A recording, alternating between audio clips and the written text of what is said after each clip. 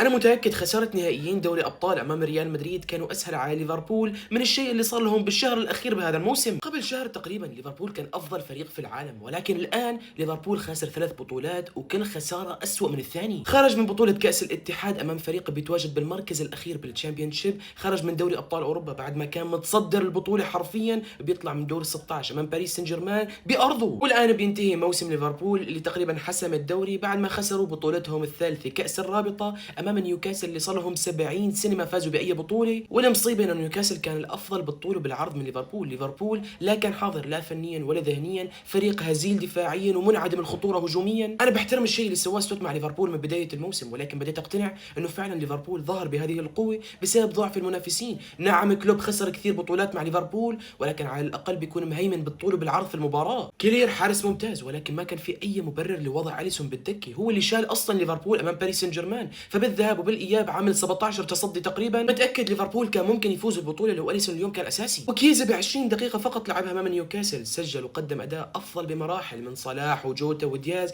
ليش تم التعاقد مع هذا اللاعب اذا ستوت ما راح يستفيد من امكانياته ويهمشه؟ المحزن انه صلاح ما كان له اي اثر سواء امام باريس سان جيرمان او نيوكاسل، وخسر فرصته تماما بالفوز بالبلندور بعد ما كان المرشح الاول للجائزه. وصندوق الاستثمار السعودي اعاد نيوكاسل للقمه، بصراحه كانت بطوله مستحقه بقياده العبقري ايدي هاو والمهاجم السفاح ايزاك.